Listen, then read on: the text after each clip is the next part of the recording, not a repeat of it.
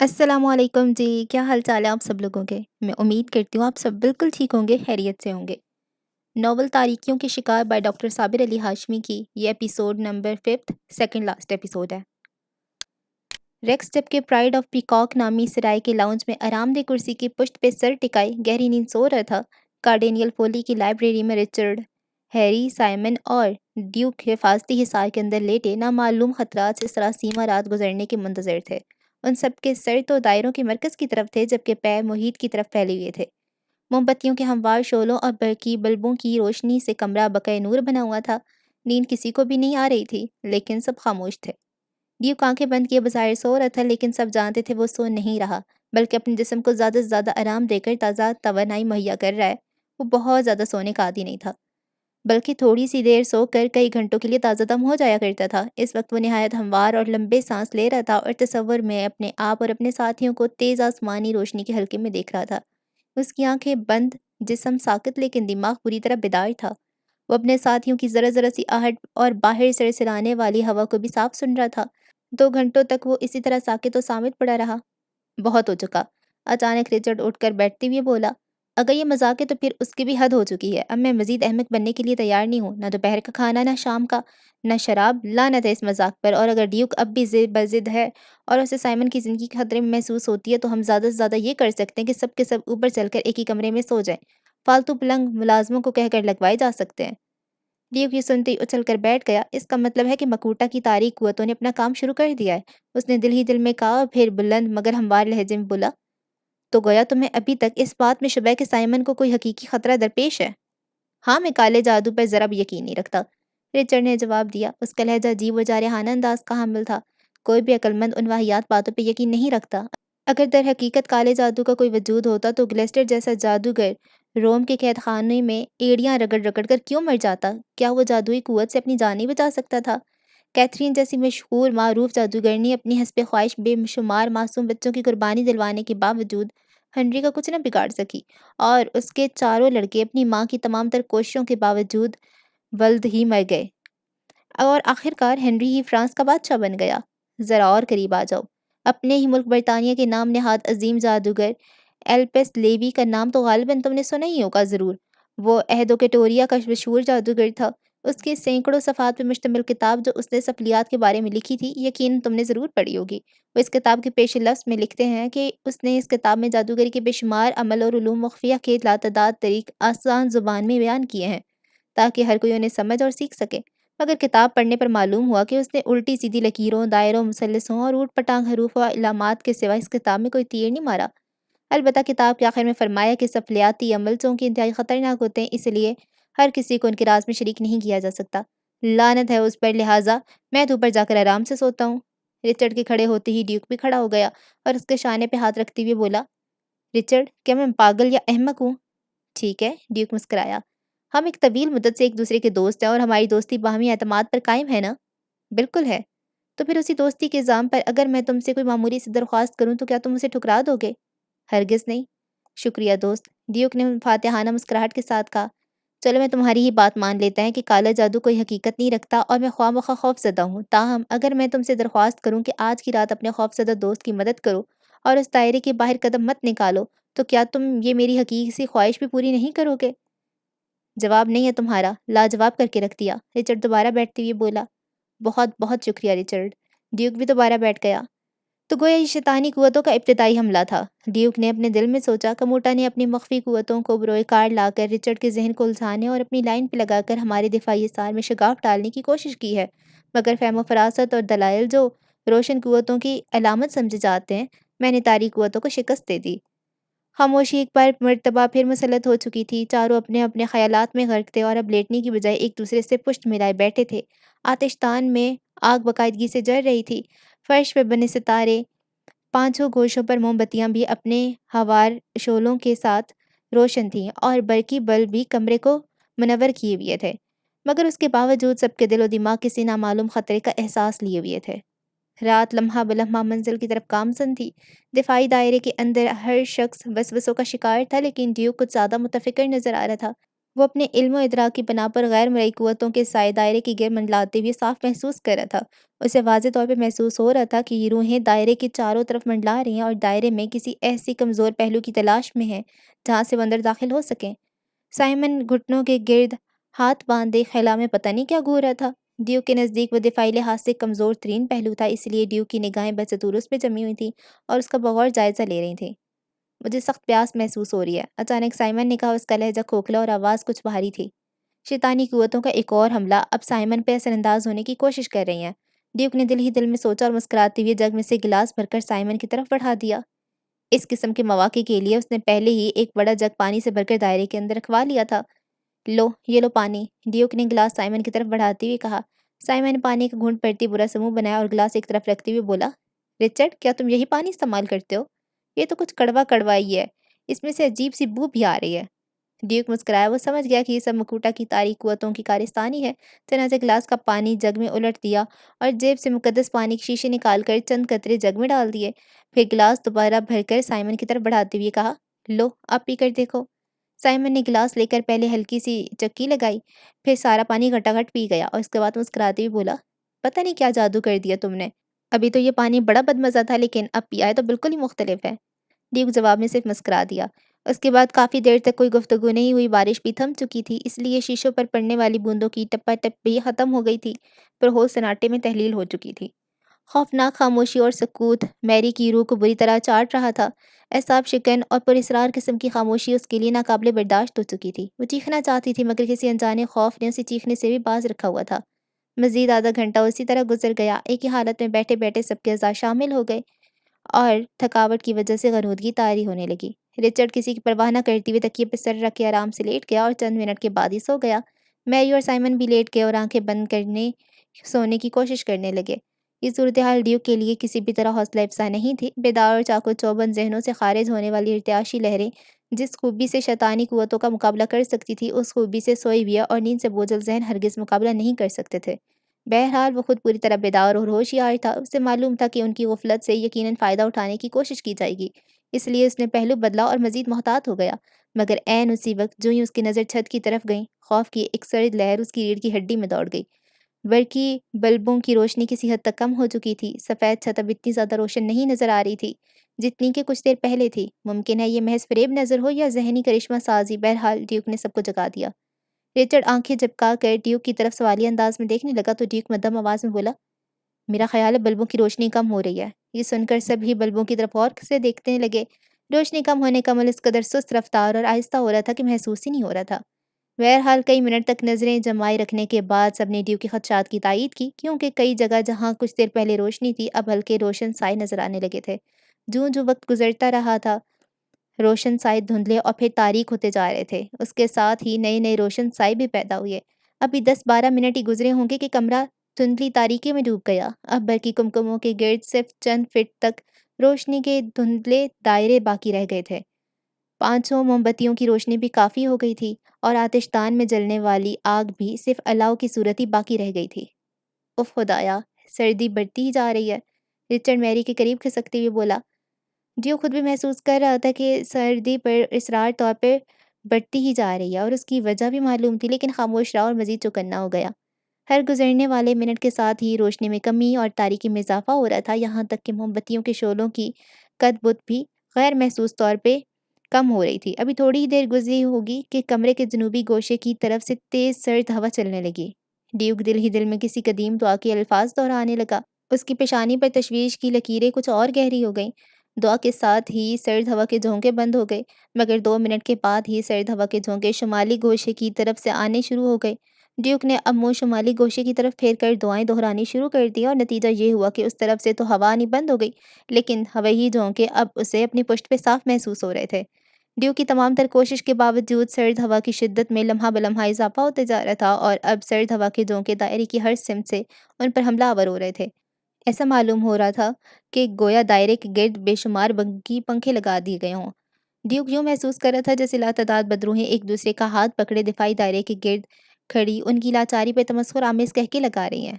سرد ہوا کے جھونکوں کی شدت میں وقت گزرنے کے ساتھ ساتھ برابر اضافہ ہوتے جا رہا تھا اور آخر کار موم بتیوں کے الزاں شعلے तेज झोंकों की ताब न लाते हुए अचानक बुझ गए। उसके साथ ही पूरा कमरा तारीक होलनाकी में डूब गया। रिचर्ड ने जल्दी से जेब से माचिस निकाली और एक तीली जलाकर मोमबत्ती जला दी, मगर अब उसने तीली का शोला दूसरी मोमबत्ती की तरफ बढ़ा ही दिया था कि एक तेज झोंकों ने पहली मोमबत्ती और तीली दोनों को बुझा दिया। रिचर्ड ने यके बाद दीगरे कई तीलियां जलाने की कोशिश की, मगर उससे पहले कि तीली की लकड़ी आग पकड़ती, तीली हर मर्तबा बुझ जाती। उसकी नज़र सिर्फ एक लम्हा के लिए साइमन के चेहरे पर पड़ी थी, और उस एक लम्हे में उसने देख लिया था कि साइमन का चेहरा किसी मुर्दा लाश की माने जर्द पड़ गया था, और दहशत से आंखों की पुतलियां साकत बड़ी खौफनाक नजर आ रही थीं। खड़े हो जाओ, जल्दी से एक दूसरे के हाथ पकड़ लो, ड्यूक खड़े होकर बुलंद आवाज में बोला था। उसके लहजे से सरासीम की साफ नुमाइयां थी। इस तरह से कुव्वतों के खिलाफ हमारी मुजामत काफ़ी बढ़ जाएगी। उसके साथ ही सब उठ खड़े हो गए और टटोल कर एक दूसरे के हाथ पकड़ लिए। इस तरह के उन सब के मुंह दायरे की बैरूनी सिम थे। उस अमल के साथ ही हवा के तेज झोंके यूं यकलख्त बंद हो गए जैसे किसी ने उनकी सोच बंद कर दिया हो। और फिर उसके बाद हर तरफ भयानक किस्म का गंभीर सन्नाटा छा गया। अभी बमुश्किल 2 मिनट भी नहीं गुजरे थे कि मैरी पे कपकपाहट के जैसा दौरा पड़ गया। वो सर तापा खिजां रसीदा पत्ते की मानद लर्ज़े बरंदाम हुई। हौसले से काम लो डार्लिंग, रिचर्ड ने मैरी का हाथ पकड़ा हुआ था। बीवी की कपकपाहट को महसूस करते हुए बोला, अभी चंद मिनट में सब कुछ ठीक हो जाएगा। उसका ख्याल था कि उसकी बीवी बारीक कपड़ों में मलबूस सर्दी की वजह से कांप रही है। मगर मगर डियर, इधर देखो तो, मैरी ने आतिशतान की तरफ रिचर्ड का हाथ उठाकर कहा।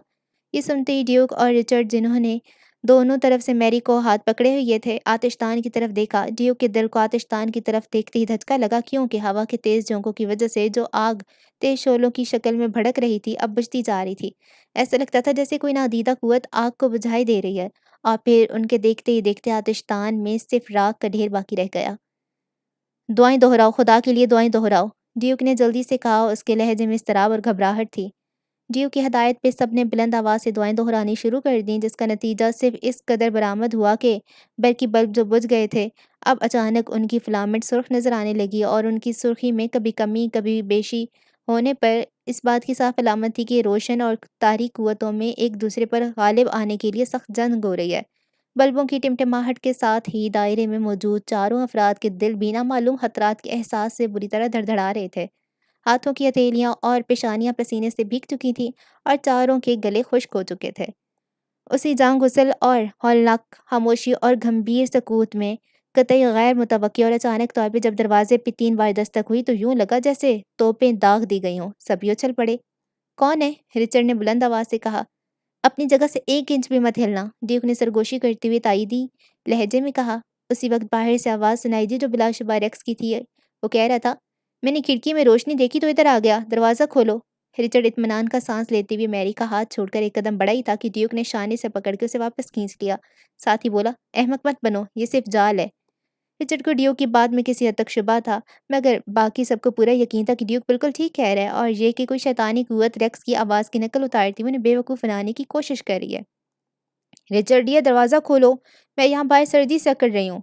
एक मरतबा फिर रेक्स की आवाज़ आई।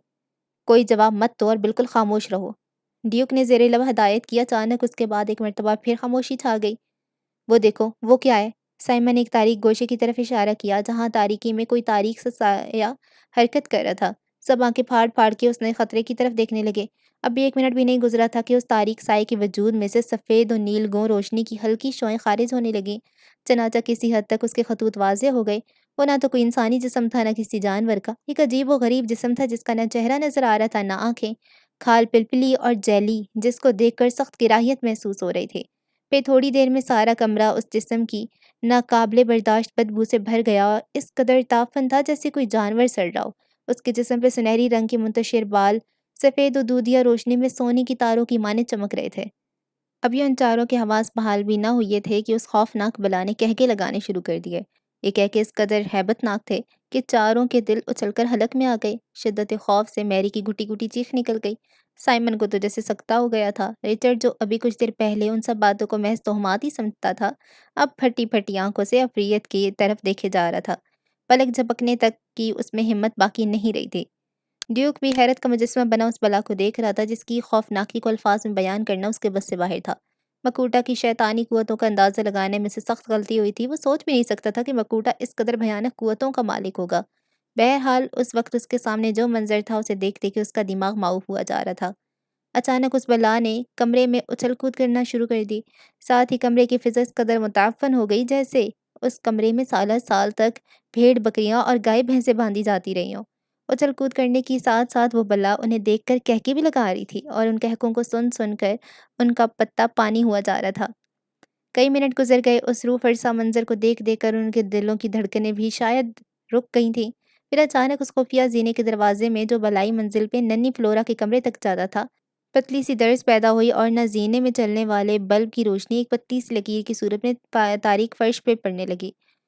روشنی کی اس لکیر کو دیکھ کر قطعی غیر متوقع طور پہ سب نے جلدی سے گھوم کر خفیہ دروازے کی طرف دیکھا۔ پتلی سی درز لمحہ بلمحہ چوڑی ہوتی جا رہی تھی، یہاں تک کہ اس میں سے فلورا برآمد ہوئی۔ اوہ خدایا، یہ فلورا ہے! میری کی آواز اچانک کمرے میں بلند ہوئی۔ بچی اس وقت اس خوفناک افریت سے صرف چند فٹ کے فاصلے پہ گم سم کھڑی تھی۔ میری کی مامتا نے جب بچی کو خطرے میں دیکھا تو تیزی سے جھپٹ کر بچی کی طرف بڑھی، مگر ڈیوک نے اس کی گردن میں بازو ڈال کر اسے بروقت روک لیا۔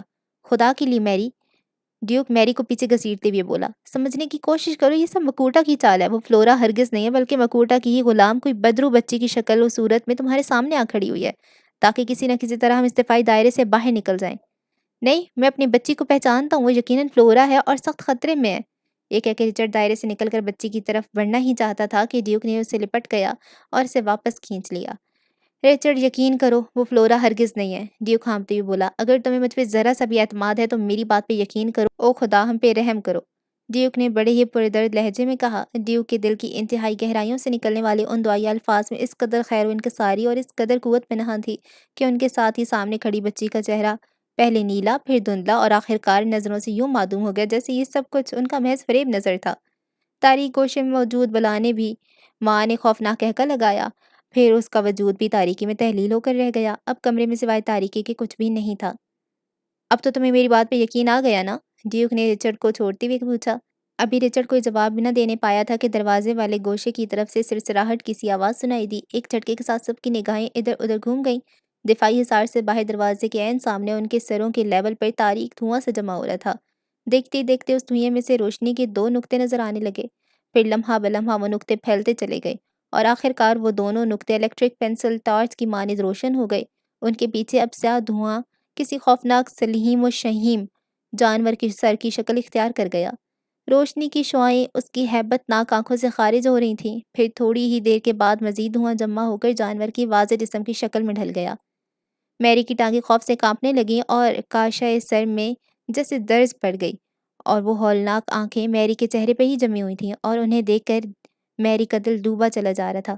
اس کی قوت برداشت جواب دے گئی تھی اور ایک گھٹی گھٹی سی چیخ اس کے خشک گلے سے نکل کر پرسکوت فضا میں بلند ہوئی۔ وہ شدت خوف سے پاگل ہو کر بھاگ جانا چاہتی تھی۔ اس کی ٹانگوں میں اتنی سکت ہی باقی نہیں تھی کہ وہ بھاگ سکتی۔ 2 منٹ کے بعد ہی خوفناک جانور مزید واضح شکل اختیار کر گیا، چنانچہ ڈیوک کی تیز سرگوشی سنائی دی۔ اف خدایا، یہ تو گھوڑا ہے، بغیر سوار کے گھوڑا! وہ واقعی اپنے سوار کے بغیر ایک گھوڑا ہی تھا، ناقابل تصور جسامت کا سیاہ چمکدار گھوڑا۔ ڈیوک اس مہیب اور بھیانک گھوڑے کی اہمیت سے بخوبی واقف تھا۔ اس کے دماغ نے جیسے ہی اس نئے لرزہ خیز خطرے کی حقیقت کا ادراک کیا، اس کی ہمت جواب دے گئی۔ وہ جانتا تھا کہ سیاہ بخت موت کی شکل میں ان کے سروں پہ منڈلا رہی ہے اور یہ کہ اب مزید نبرداز مایوس کے بس سے باہر ہے۔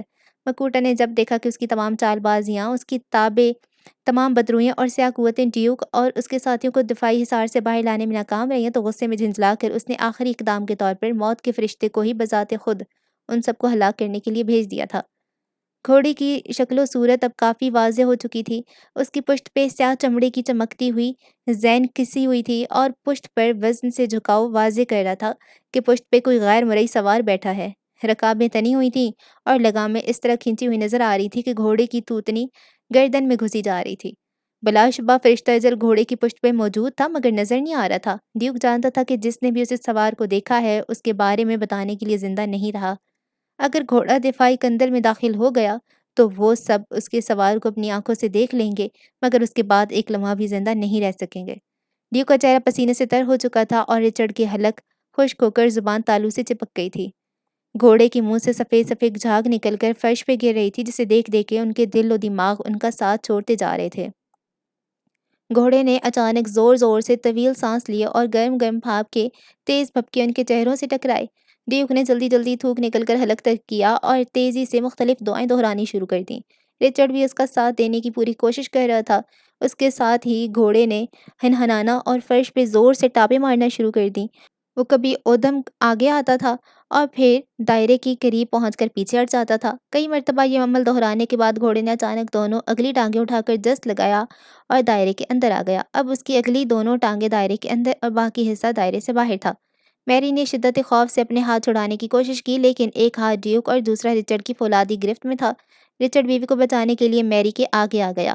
گھوڑے نے دوسرے ہی لمحے ایک اور زکند لگائی اور قریب تھا کہ وہ غیر معمولی جسامت کا گھوڑا ان تینوں کو کچل کے رکھ دیتا کہ رچرڈ نے چشم زدن میں اپنا آٹومیٹک پستول نکال کر رخ نالی کا گھوڑے کے سر کی طرف کر کے یکبارگی کئی فائر کر دیے۔ فائر کی آوازیں کمرے کی فضا میں یوں معلوم ہوئی جیسے توپیں چل گئی ہوں۔ ساتھ ہی شعلوں کی لپکنے سے چند سیکنڈ کے لیے کمرے کی تاریکی بھی دور ہو گئی اور اس کے دوسرے ہی منٹ تمام کمرہ برقی کمکموں کی خیر کن روشنی سے منور ہو گیا۔ اب نہ وہاں گھوڑا تھا اور نہ اس کا سوار۔ ایک مرتبہ بھی پھر موت کی سی خاموشی چھا گئی، یہاں تک کہ وہ ایک دوسرے کی سانسوں تک کی سرسراہٹ سن سکتے تھے۔ چند سیکنڈ کے بعد ہی کمرہ یوں اچانک تاریک ہو گیا جیسے برقی روح فیل ہو گئی ہے۔ یہ سب کچھ کم از کم رچرڈ کے لیے قطعی قابل فہم تھا۔ دفعتاً اسے نوکروں کا خیال آیا۔ وہ سوچنے لگا کہ شوٹنگ کی آواز یقیناً انہوں نے سن لی ہوگی اور ابھی جاگتے ہوئے سب آ جائیں گے اور اس کے ساتھ ہی یہ شیطانی کھیل بھی ختم ہو جائے گا، لیکن کئی منٹ گزر جانے کے باوجود اسے باہر کسی کے بھاگتے دوڑنے کی خوشگوار آواز سنائی نہ دی۔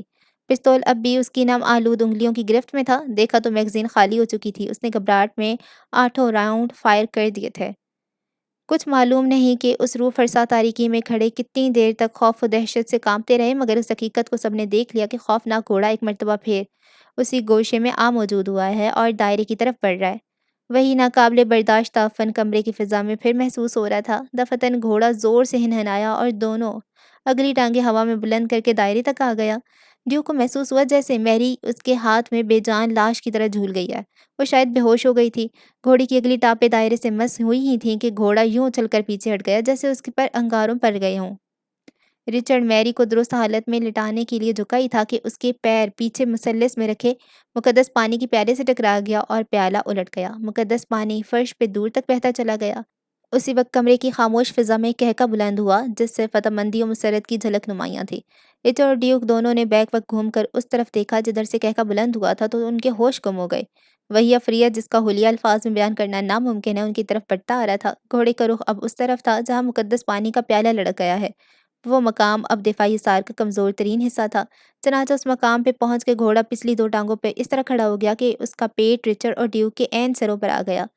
رچرڈ میری کو بچانے کے لیے اس کے جسم پہ ڈھال بن گیا جبکہ اس کی نگاہیں بدستور گھوڑے پہ جمی رہیں، لیکن ڈیوک اپنی جگہ سے 1 انچ بھی نہ ہلا اور جو بھی دعائیں یاد تھیں برابر دہراتا رہا۔ گھوڑا اب کسی بھی لمحہ انہیں رون سکتا تھا اور یہ کہ ان سب کا خاتمہ بالکل قریب تھا۔ چنانچہ ڈیوک نے اپنا آخری ہتھیار استعمال کرنے کا فیصلہ کر لیا۔ یہ ہتھیار انتہائی مؤثر تھا مگر اس کے لیے سخت تاکیدی حکم تھا کہ یہ صرف اس صورت میں استعمال کیا جائے جب کوئی بھی چارہ کار گر ثابت نہ ہو اور اسے استعمال نہ کرنے کی صورت میں موت یقینی نظر آتی ہو۔ یہ ہتھیار چند الفاظ تھے، لیکن ان الفاظ کو دہراتے ہوئے خود عامل کو چونکہ ناقابل برداشت جسمانی اور روحانی اذیتوں سے گزرنا پڑتا ہے، اس لیے اس سے پہلو تہی بہتر سمجھی جاتی ہے۔ لیکن چونکہ اب پانی سر سے گزر چکا تھا اور ان سب کو موت یقینی نظر آنے لگی، اس لیے ڈیوک نے اپنے دل کی انتہائی گہرائی کے ساتھ بڑے ہی کرب کے عالم میں وہ چند الفاظ جلدی جلدی اور بار بار دہرائے۔ دفعتاً زبردست گڑگڑاہٹ کے ساتھ بجلی چمکی اور تاریک کمرہ لمحہ بھر کے لیے نیلگوں سفید روشنی سے جگمگا اٹھا۔ دوسرے ہی لمحے وہ روشنی تو غائب ہو گئی مگر اب تاریک تر کمرے میں عفریت اور گھوڑے کی گرد ہلکی روشنیوں کے حلقے چھوڑ گئی۔ بجلی کا کوندا لپکتے ہی کمرے میں ایسی خوفناک چیخ و چنگاڑ بلند ہوئی جیسے اس عفریت کو ذبح کیا جا رہا ہو۔ عفریت اور گھوڑے کے جسم دھندلا گئے اور دیکھتے ہی دیکھتے تاریک دھواں بن کر کمرے کی تاریک فضا میں تحلیل ہو کر رہ گئے۔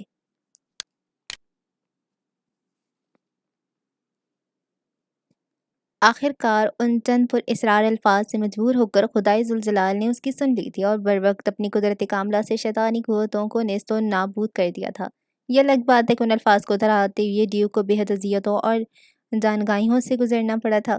تھوڑی ہی دیر کے بعد برقی بلب ٹمٹمائے اور 2-4 مرتبہ چپچپانے کے بعد بری طرح روشن ہو گئے۔ میری کو بھی جلدی ہوش آ گیا اور رچرڈ اسے کانپتے ہاتھوں سے اٹھا کر بٹھاتے ہوئے بولا، اب ہم محفوظ ہیں ڈارلنگ۔ سائمن پر سے بھی شیطانی قوتوں کا اثر زائل ہو چکا تھا اور اب وہ بری طرح نارمل لگ رہا تھا۔ ہاں، اب ہم بالکل محفوظ ہیں اور مکوٹا ختم ہو چکا ہے، ڈیوک نے رومال سے چہرے کا پسینہ خشک کرتے ہوئے کہا، پھر انگلیوں سے آنکھیں ملتے ہوئے بولا، موت کے فرشتے کو ہماری روح قبض کرنے کے لیے بھیجا گیا تھا، لیکن وہ کامیاب نہیں ہو سکا، مگر وہ اپنی تاریک سلطنت میں خالی ہاتھ ہرگز نہیں لوٹے گا۔ لہٰذا ظاہر ہے کہ چونکہ اسے مکوٹا نے بلایا تھا، اس لیے اسی کو خمیازہ بھگتنا پڑے گا۔ کیا واقعی؟ کیا یہ تم یقین کے ساتھ کہہ رہے ہو؟ سائمن نے سوال کیا۔ بالکل، روز اول سے یہی دستور چلا آ رہا ہے کہ فرشتہ اجل کبھی خالی ہاتھ واپس نہیں جاتا۔ بہت خوب، لیکن تمہیں شاید یہ معلوم نہیں کہ مکوٹا اس قسم کے خطرناک کام خود نہیں کیا کرتا، بلکہ اپنے کسی معمول پر تنویمی نیند طاری کر کے اس کے ذریعے اس قسم کا کام کرواتا ہے۔ سائمن یہ کہہ کر خاموش ہوا ہی تھا کہ ڈیوک جواب دینے ہی والا تھا کہ اچانک کمرے میں جیسے زلزلہ آ گیا ہو۔ کھڑکی پہ باہر سے کسی نے اس زور سے بھرپور ٹھوکر ماری کہ دائرے کے اندر موجود افرادوں کے دل دھک سے رہ گئے۔ کھڑکی کے شیشے اور چٹخنی وغیرہ ٹوٹ گئی تھی۔ پھر دوسری ٹھوکر پر کھڑکی جواب دے گئی اور دونوں کاپٹ پوری طرح کھل گئے، اور دوسرے ہی لمحے ان سب نے دیکھا کہ ریکس کسی عورت کے جسم کو ہاتھوں پہ اٹھائے کھڑکی سے اندر داخل ہو رہا ہے۔ ہاتھوں پر ایک طرف عورت کے طویل خوبصورت بال اور دوسری طرف پیر لٹکے ہوئے تھے۔ وہ کھڑکی کو پھلانگ کر اندر داخل ہوا اور عورت کا جسم، جو ساکت و صامت ہونے کی وجہ سے ظاہر ہے کہ مردہ تھا، فرش پہ رکھ دیا۔ اس کی آنکھ سے موٹے موٹے آنسو نکل کر گالوں پہ بہہ رہے تھے۔ چہرہ زرد، آنکھ ویران اور پیشانی ارکالو تھی۔ لاش کے چہرے پہ ایک نظر ڈالتے ہی سب کو معلوم ہو گیا تھا کہ وہ ٹینتھ ہے۔ او ریکس، یہ کیا ہو گیا؟ میری گھٹنوں کے بل بیٹھ کر مردہ جسم کو غور سے دیکھتی ہوئی بولی۔ وہ اسے دیکھتی سمجھ گئی کہ یقیناً یہ وہی لڑکی ہوگی جس کا ریکس نے تذکرہ کیا تھا۔ سب سے پہلے یہ بتاؤ کہ یہ سب کچھ کیوں کر ہوا؟ ڈیوک نے ریکس کے شانے پہ شفقت سے ہاتھ رکھتے ہوئے کہا۔ مجھے کچھ معلوم نہیں، ریکس نے بچوں کی طرح روتے ہوئے کہا۔ میں تو صرف اتنا جانتا ہوں کہ وہ اس خبیث مکوٹا سے سخت خوف زدہ تھی اور مجھے اس لیے بلایا تھا کہ میں تمام رات اس کے پاس رہوں۔ میں نے شام کو یہاں فون کرنے کی بھی کوشش کی، مگر شاید لائن خراب تھی۔ اس نے مجھے مجبور کر دیا کہ میں رات کو اس کے پاس رہوں اور ایک لمحہ کے لیے بھی اسے اپنی آنکھیں اوجھل نہ ہونے دوں۔ پھر رات کو 12 بجے کے قریب وہ مجھے غسل خانے تک جانے کا کہہ کر چلی گئی تھی اور میں شاید سو گیا تھا۔ اف خدایا، مجھے نیند کی بجائے موت کیوں نہ آ گئی؟ تم کتنی دیر تک سوئے رہے تھے؟ ڈیوک نے بےتابی سے پوچھا۔ پتہ نہیں، شاید کئی گھنٹے، لیکن میری جب آنکھ کھلی تو میں بھاگم بھاگ اوپر اس کے کمرے میں پہنچا تو دیکھا وہ اسی لباس اپنے بستر پہ گہری نیند سوئی ہوئی تھی۔ میں نے جگانے کی بہت کوشش کی، لیکن جب وہ ذرا بھی نہ ہلی تو میں ڈر گیا اور اسے اٹھا کر یہاں کے لیے بھاگ پڑا۔ ممکن ہے خبیث مکوٹا نے اسے ہپنوٹائز کر دیا ہو، ڈیوک نے خیال ظاہر کیا۔ نہیں، یہ قطعی مر چکی ہے، ریکس نے روتے ہوئے کہا، اور ملعون مکوٹا نے اس سے انتقام لیا ہے، اور مجھے ڈر ہے کہ کہیں اب تک اس کی روح کو اذیت ناک عذاب نہ جھیلنا پڑے۔ تمہارا مطلب ہے کہ ٹینتھ کے مردہ جسم میں کوئی بدروح حلول کر گئی ہے، اور اگر واقعی ایسی بات ہے تو ہمیں خطرناک اقدامات کرنے ہوں گے، ڈیوک نے ریکس سے کہا۔ خطرناک اقدامات سے تمہاری مراد گریا یہ ہے کہ لاش کا سر کاٹ کے اس کے دل میں لکڑی کا گھونٹا ٹھونکا جائے، تو سن لو کہ لاش کی بے حرمتی ہرگز نہیں ہونے دوں گا، ریکس نے فیصلہ کن لہجے میں کہا۔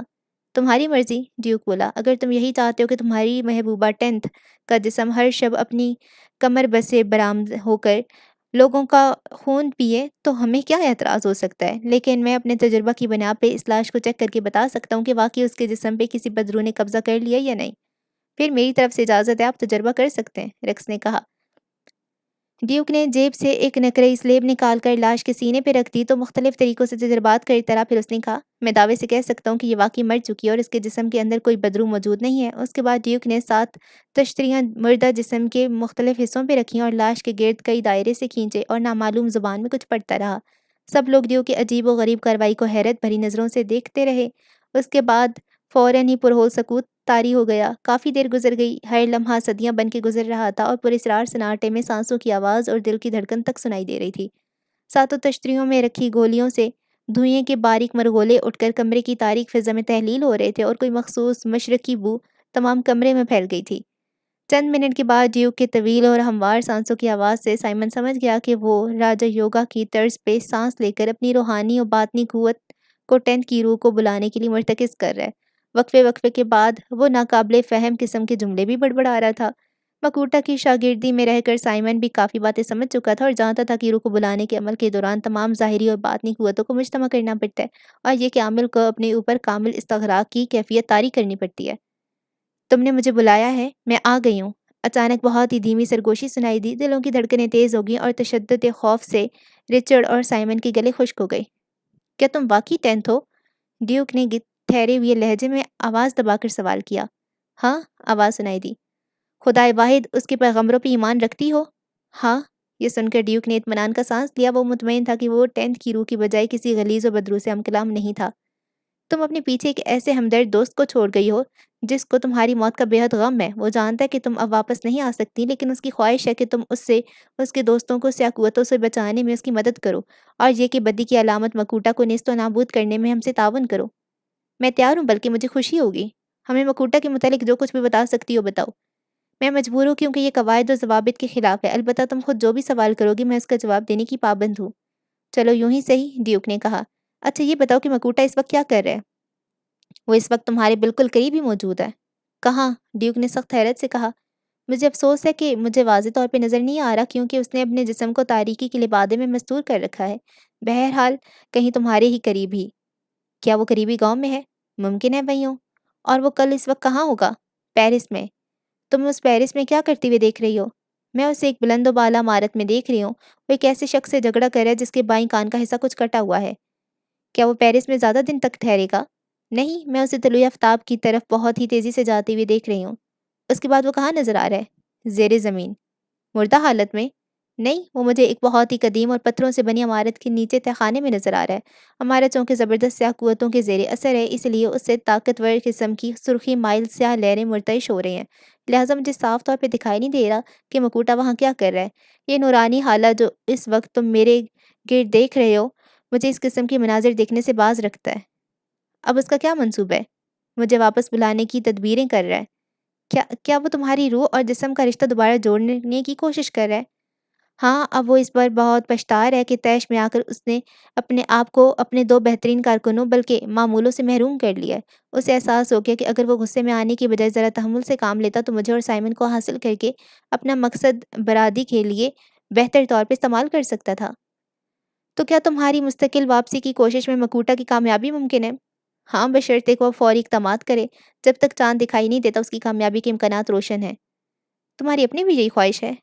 نہیں، اگر مکوٹا کی قید سے آزادی ممکن ہو۔ فی الحال نیا چاند دکھائی دینے تک میری روح حالت تعلیق میں رہے گی۔ اس دوران اگر مکوٹا اپنی کوشش میں کامیاب نہ ہو سکا تو میری روح ابد تک کے لیے اس دنیا میں پہنچ جائے گی جس سے کبھی کوئی واپس نہیں آتا۔ اس مقصد کے لیے مکوٹا کو کیا کچھ کرنا ہوگا؟ اس کے لیے صرف ایک ہی طریقہ ہے، اور وہ ہے کسی بچے کی قربانی۔ ابتدائی آفرینش سے یہی طریق چلا آ رہا ہے کہ جان کے بدلے جان۔ اگر مکوٹا نے شرط پوری کر دی اور اس وقت تک میرا جسم جوں کی توں حالت میں محفوظ رہ سکا تو میں واپسی پر مجبور ہوں گی۔ اور اگر ڈیوک اپنا سوال پورا نہ کر سکا، ریکس جو یہ سمجھ رہا تھا کہ عارضی طور پر یہ صحیح ٹینتھ دوبارہ زندہ ہو گئی ہے، ڈیوک کی بات کاٹ کر بےتابی سے بولا، ٹینتھ میری جان، کہتے ہوئے جھپٹ کر دائرے کے اندر چلا گیا اور لاش سے چمٹ گیا۔ اس کے ساتھ ہی چشم زدن میں نیلگوں روشنی کا حالہ یوں غائب ہو گیا جیسے اس کا کوئی وجود ہی نہیں تھا۔ پورے 1 منٹ تک کوئی کچھ نہ بولا۔ ساکت و صامت مجسمے بن کر رہ گئے۔ پھر ڈیوک کی بھاری آواز کمرے میں گونجی، بے وقوف احمق، تم نے سارا کام خراب کر دیا۔ ریکس نے کوئی جواب نہ دیا۔ وہ ٹینتھ کی لاش کو بس ٹکر ٹکر دیکھے جا رہا تھا۔ سفید سحر مشرق سے نمودار ہو چلا تھا اور کمرے میں کھڑکیوں کے شیشوں کے راستے دھندلی سی روشنی پھیل رہی تھی۔ عین اسی وقت بلائی منزل کی طرف سے تلوار کی دھار سے بھی زیادہ تیز چیخ سنائی دی۔ او خدایا، یہ تو فلورا کی آواز ہے۔ میری یہ کہتے ہوئے کمان سے نکلے تیر کی طرح جھپٹ کر دروازے تک پہنچ گئی جو فلورا کے کمرے کے لیے تھا، لیکن رچرڈ اس سے بھی پہلے دروازے تک پہنچ چکا تھا اور وہ موڑ گھما کر دروازے کو کھول کر زینے میں داخل ہو چکا تھا۔ میری اور باقی سب بھی رچرڈ کے پیچھے ہی تھے۔ سیڑھیاں چڑھ کر بچے کے کمرے میں داخل ہوئے تو سب کی رگوں پہ میں سردی کی لہر دوڑ گئی اور کلیجہ دھک سے رہ گیا۔ فلورا کا بستر خالی پڑا تھا۔ رچرڈ دوڑ کر کھڑکی تک گیا جو پٹ کھلی تھی، لیکن باہر لان میں موت کا سا سناٹا چھایا ہوا تھا۔ ریکس بھی تیزی سے کھڑکی تک گیا اور اندھیرے میں آنکھیں پھاڑ پھاڑ کر دیکھنے لگا، پھر اچانک چلایا، یہ دیکھو ادھر نیچے۔ ریکس نے کھڑکی کے نیچے عین اشارہ کرتے ہوئے کہا جہاں بانس کی بنی ایک سیڑھی لگی ہوئی تھی، ضرور بچی کو اسی سیڑھی سے لے جایا گیا ہے۔ جلدی کرو، رچرڈ چیخا، وہ جو کوئی بھی ہے ابھی زیادہ دور نہیں گیا ہوگا۔ یہ کہتے ہوئے رچرڈ بانس کی سیڑھی پر چڑھ گیا اور پھر تیزی سے اترتے ہوئے نیچے پہنچ گیا۔ اس کے بعد ریکس بھی اسی سیڑھی سے نیچے اتر گیا۔ ڈیوک اور میری بچے کے کمرے میں رہ گئے۔ ریکس کی بری حالت تھی، وہ پھوٹ پھوٹ کر کوس رہا تھا کہ یہ ساری مصیبت اس کی لائی ہوئی ہے۔ وہ جانتا تھا کہ مکوٹا سے بچی کی واپسی قطعی سننا ناممکن ہے، اور یہ کہ وہ خبیث بچی کو قربانی دینے کے لیے لے گیا ہے، لہٰذا میری کو جھوٹی تسلیاں دینے کا ہرگز کوئی فائدہ نہیں تھا، مگر میری کو بری طرح سے روتے دیکھ کر اس کا کلیجہ پھٹا جا رہا تھا۔ اس کے ساتھ ہی ڈیوک واپس بچے کے کمرے میں آ گیا اور لائٹ جلا کر غور سے کمرے کا جائزہ لینے لگا۔ اچانک اس کی نظر بستر کے ایک گوشے پہ رکھے کاغذ پر پڑی۔ اس نے جھپٹ کے اسے اٹھا لیا۔ کاغذ پہ لکھا تھا، بچی کی طرف سے قطعی بے فکر رہیں، وہ کل صبح تمہیں زندہ سلامت واپس کر دی جائے گی، بشرطے کہ آپ لوگ ویسے ہی کریں جیسے کہ کہا جا رہا ہے۔ بات دراصل یہ ہے کہ اس کیس میں بلا شبہ مجھ سے کچھ غیر قانونی اقدامات ہو گئے، میں مجبور تھا۔ خیر، اب آپ لوگوں سے توقع رکھتا ہوں کہ آپ بچی کے معاملے میں پولیس کی مدد حاصل نہیں کریں گے، اور اگر ایسی کوئی حرکت کی گئی تو کان کھول کر سن لیں، بچی زندہ حالت میں آپ لوگوں کو نہیں مل سکے گی۔ اور ہاں، یہ بھی بتا دوں کہ اب تک آپ لوگ یہ بات بخوبی جان چکے ہوں گے کہ میں اتنی صلاحیت رکھتا ہوں کہ آپ لوگوں کا کوئی بھی اقدام مجھ سے پوشیدہ نہیں رہ سکتا، لہٰذا پولیس کو بلانے کی حماقت ہرگز نہ کریں۔ گزشتہ شب اپنی ناکامی پہ مجھے بہت رنج ہے، کیونکہ اس کی وجہ سے میں اپنی ایک بہترین معمول سے محروم ہو گیا ہوں۔ ٹینٹ سے اب بھی میں نے بہت سے کام لینے تھے۔ کل رات جبکہ میں سویا ہوا تھا، ریکس اس کی لاش اٹھا لے جانے میں کامیاب ہو گیا تھا۔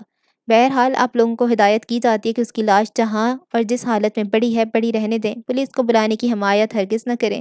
میں اپنی پراسرار قوتوں کے ذریعے لاش منگوا لوں گا۔ کل تمام دن آپ لوگ لائبریری میں ہی رہیں گے اور باہر نہیں نکلیں گے۔ اس کے لیے اپنے ملازمین کو مطمئن کرنا آپ کی ذمہ داری ہے تاکہ وہ آپ لوگوں کو ڈسٹرب نہ کریں۔ آخر میں اپنے دوست سائمن سے گزارش کروں گا کہ وہ دوبارہ میرے پاس آ جائے تاکہ ہم وہ تجربات پھر شروع کر سکیں جو ادھورے رہ گئے تھے۔ اسے چاہیے کہ وہ کل دوپہر کے وقت روانہ ہو کر کارڈینیل فولی کی جنوب مغرب سے 1.5 میل کے فاصلے پر واقع چوک تک پیدل چل کر پہنچ جائے۔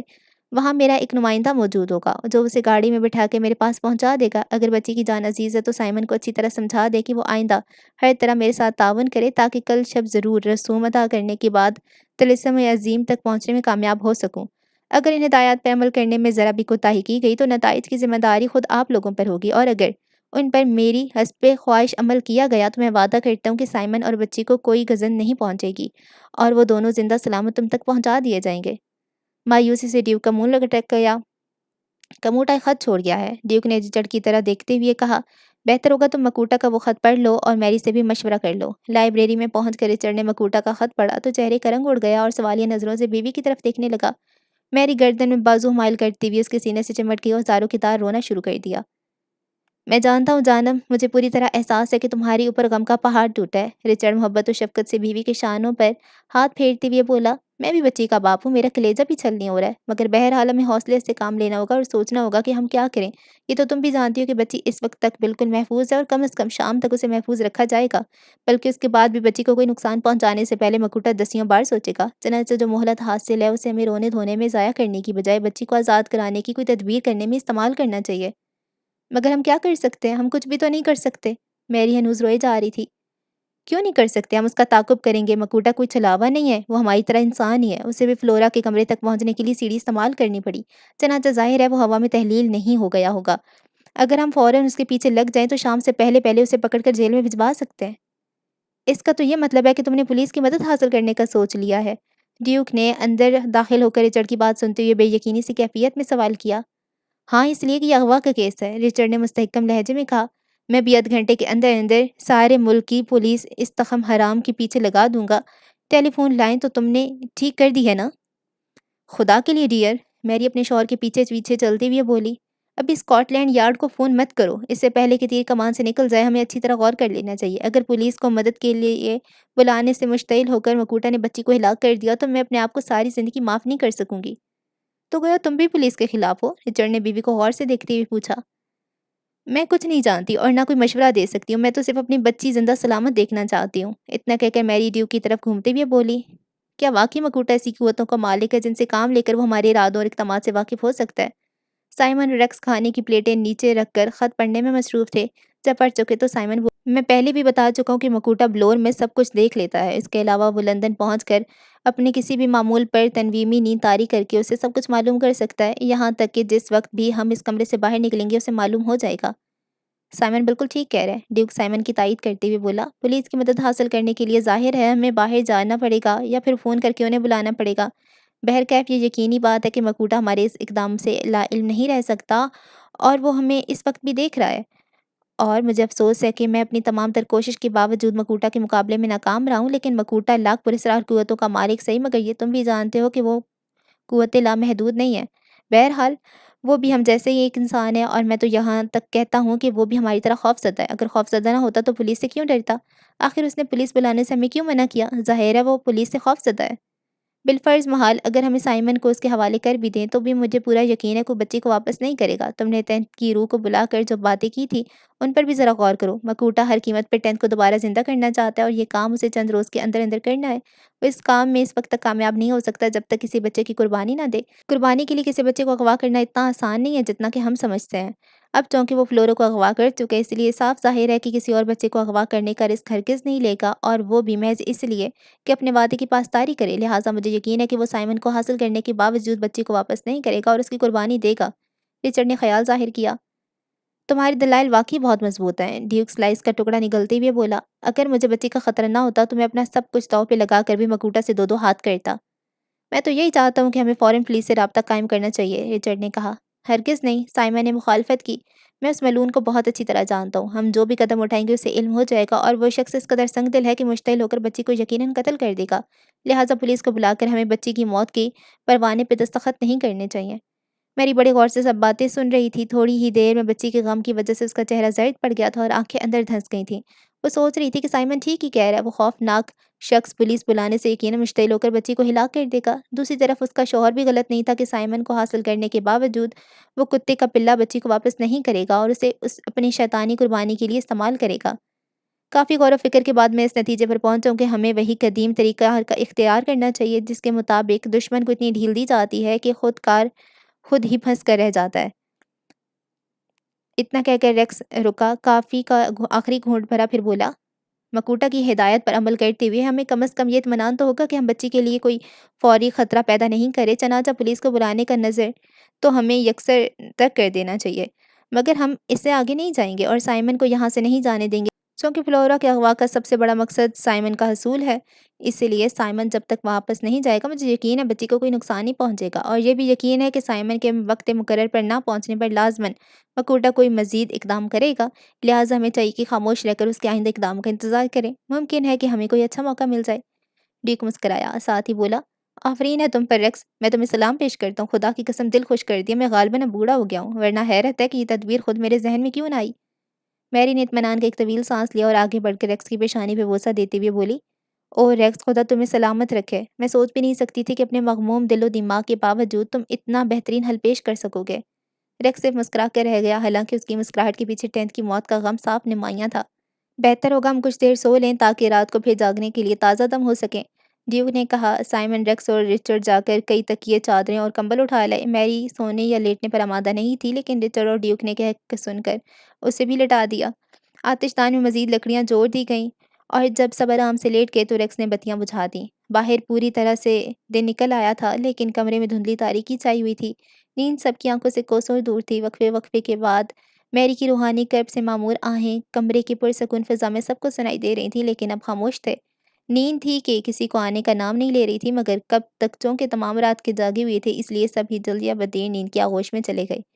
ایک تیز چیخ کے ساتھ میری کی آنکھ کھل گئی۔ چیخ کی آواز سنتے ہی سبھی جاگ پڑے اور میری کو گھیر لیا۔ متوقع خطرات کے پیش نظر سبھی گھبرا گئے اور سوالیہ انداز میں میری کی طرف دیکھنے لگے، پھر دفعتاً جیسے کسی نے ان کے قدموں تلے سے زمین کھینچ لی ہو۔ دل دھک سے رہ گئے، چہروں کا رنگ فک، آنکھوں میں خوف و وحشت کے آثار نمایاں، گلے خشک اور پیشانیاں کالود ہو گئیں۔ یوں لگتا تھا جیسے کسی طاقت نے ان کی قوت گواہی ہی سلب کر لی تھی۔ وہ سبھی پھٹی پھٹی آنکھوں سے سوالیہ انداز میں ایک دوسرے کو گھورے جا رہے تھے۔ ان سب کی نگاہوں کا مرکز وہ جگہ تھی جہاں پہ سائمن سویا ہوا تھا، لیکن اب وہ جگہ خالی تھی۔ ظاہر ہے جس وقت وہ سب سو رہے تھے سائمن چپکے سے بجیا کھڑکی چلا گیا تھا۔ اچھا جی، سیکنڈ لاسٹ ایپیسوڈ کو ہم یہاں پہ اینڈ کرتے ہیں اور دیکھتے ہیں لاسٹ ایپیسوڈ میں کیا ہوتا ہے۔